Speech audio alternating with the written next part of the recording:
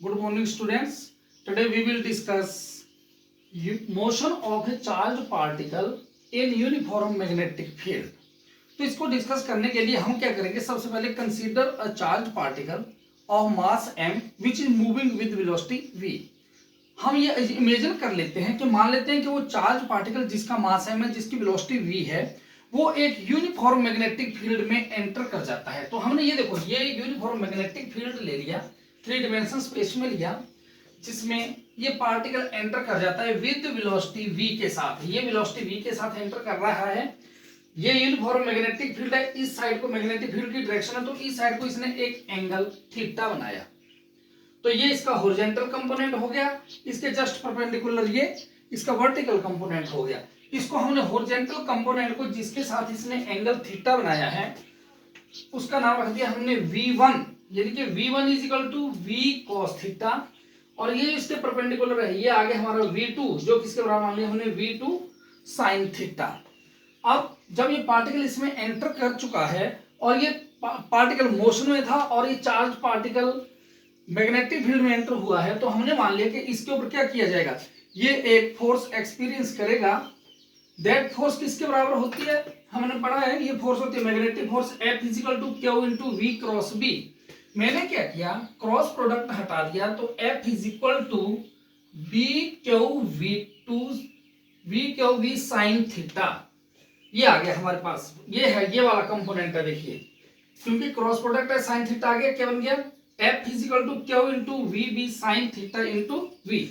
अब ये क्या बन गया, मैंने इसका फिर नोटेशन हटाई, बन गया F इज इक्वल टू, अब मैंने जब ये कर दिया इसके बराबर आ गया, तो पार्टिकल क्या किया है, मैंने यूनिफॉर्म मैग्नेटिक फील्ड में एंटर किया हुआ है. एंटर किया हुआ है तो इसमें कौन सा है बेटा, आपका जो आपकी फोर्स है, एंटर करने से क्रॉस प्रोडक्ट इसमें आया है. अगर इसमें क्रॉस प्रोडक्ट आया हुआ है तो ये एंटर किया है, और ये पार्टिकल देखो क्रॉस प्रोडक्ट में हमने इसकी फोर्स हम निकाल रहे हैं F is equal to Q into V sine theta into V. तो ये फोर्स पहले मेरे को और निकालना पड़ेगी, इसकी वजह से एंटर किया, तो लेफ्ट हैंड रूल से हम फोर्स को निकालते हैं. ये देखिए, ये पार्टिकल आपका इस तरह से एंटर कर रहा है, जो इस को अगर हम प्लेन ऑफ पेपर पे ले लें तो ये परपेंडिकुलर है, जो देखिए इस तरह से रोटेट कर रहा है, एंटी क्लॉकवाइज में इसकी डायरेक्शन आ रही है ऐसे, which is toward the centre of the circle को इसकी फोर्स लग रही है.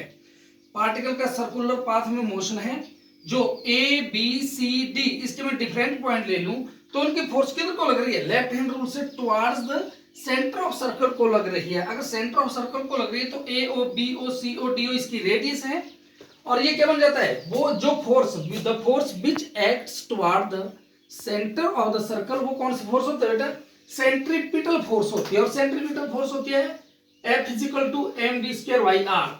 मान लेते हैं ये इक्वेशन आपकी 1 थी, ये इक्वेशन आपकी 2 आ गई. मैंने क्या किया, इक्वेशन 1 में F की जगह एम वी स्क्वायर आर रख दिया. क्या बन गया, ये M V square by R is equal to V sine theta, किसके बराबर है, V2 के बराबर है. तो बन गया M V square by R is equal to V Q V2. ये भी V2 है, V2 से एक V2 कट गया और V2 की वैल्यू आ गई B Q R by M, यानी कि V2 V साइन थीटा के बराबर, V sine theta is equal to B Q R by M. ये आ गया इक्वेशन नंबर आपका 3.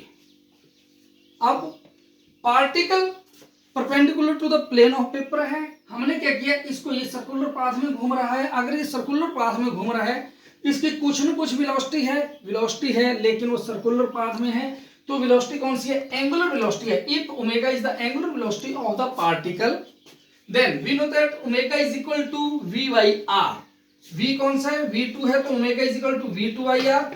v2 की वैल्यू आपने ये निकाली है b Q R by M, ये लिख दिया मैंने b Q by R divided by R. R से आर कट के क्या आ गया, omega is equal to b Q by M.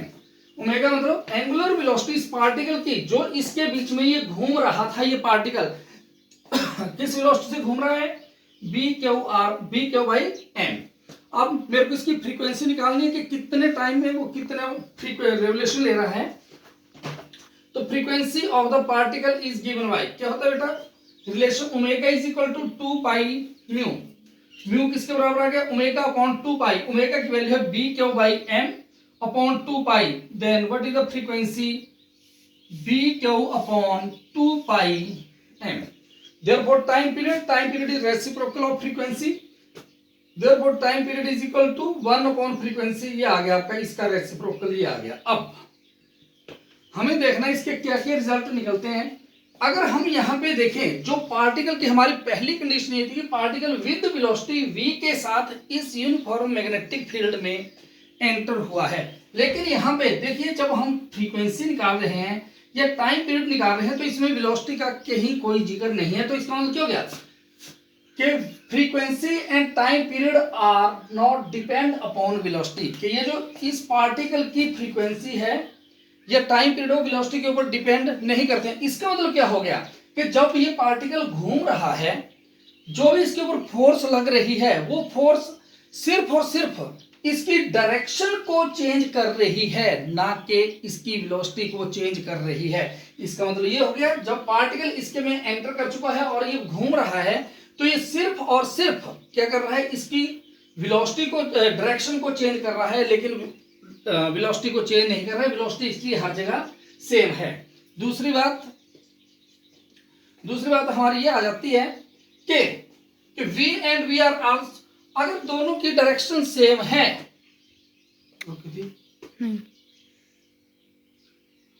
v and v R, तो हमने ये क्लियर हो गया फर्स्ट पॉइंट हमारा कि वेलोसिटी और टाइम वेलोसिटी के ऊपर डिपेंड नहीं करते हैं। दूसरी बात कि अगर ये चार्ज्ड पार्टिकल जो हमने इसमें विद वेलोसिटी v से एंटर करवाया था, अगर मान लेते हैं वेलोसिटी v से एंटर नहीं करवा रहे हम रेस्ट में एंटर करवा देते हैं इसको यूनिफॉर्म मैग्नेटिक फील्ड और इसमें बिल्कुल जीरो वेलोसिटी के ऊपर इसको एंटर करवा देते हैं, तो ये जो हमारा पार्टिकल है it will move in the direction of applied magnetic field only. जिस साइड को मैग्नेटिक फील्ड था उसी डायरेक्शन को ये मूव करेगा। जैसे मान लेते हैं इस साइड को था तो इसी तरह उसी पॉइंट के ऊपर, जैसे मान लेते हैं ये करंट फ्लो कर रहा है, मैग्नेटिक फील्ड इसके ऐसे परपेंडिकुलर, रेस्ट में पार्टिकल एंटर करवा देते हैं तो वो ऐसे घूमता रहेगा। थर्ड बात देखो ये लिखा है as v and v R along same direction. ये देखो इस साइड को वेलोसिटी से एंटर करवाया और ऐसे करवाया और इसी साइड को मैग्नेटिक फील्ड हो, then particle will move in the direction of applied magnetic field. Third thing कि हमने देखो इस साइड को मैग्नेटिक फील्ड ले लिया और वेलोसिटी ऐसे ये कर दी, then it will cover circular path as well as linear path. तो इसमें क्या हुआ, हमारे दोनों कंपोनेंट, जब ये पार्टिकल इसमें एंटर करवाया था हमने मैग्नेटिक फील्ड में, तो हमने ऐसे एंटर करवाया हुआ तो इसमें हॉरिजॉन्टल तो एक्ट कर ही रहा, लेकिन वर्टिकल भी एक्ट कर रहा है। ये हमने वर्टिकल से निकाला तो इसमें लीनियर डिस्टेंस भी ये कवर कर रहा है, यानी कि हॉरिजॉन्टल के साथ साथ वर्टिकल के साथ साथ हॉरिजॉन्टल डिस्टेंस भी कवर कर रहा है। तो इसने जो पाथ कवर किया वो ऐसे कवर किया हुआ, ये जो हमने शो किया है इस तरह से आगे ये चलता जाएगा, that is called helical path, और इसको बोलेंगे हम पिच ऑफ हेलिक्स। अच्छा ये देखिए ये जो हेलिकल पाथ इसने कवर्ड किया वो हम देखिए कितना पाथ कवर कर रहा है। ये जो लीनियर डिस्टेंस इसने कवर किया ये आगे को हॉरिजॉन्टल डिस्टेंस के ऊपर, वो कितना किया, distance is equal to velocity into time. यहाँ पे मैंने किया v1t, क्योंकि ये देखो हॉरिजॉन्टल इधर से आएगा तो v1 किसके बराबर है, v1 cos theta. v1 is equal to v cos theta के बराबर है, distance is equal to v cos theta. तो ये आ गया आपका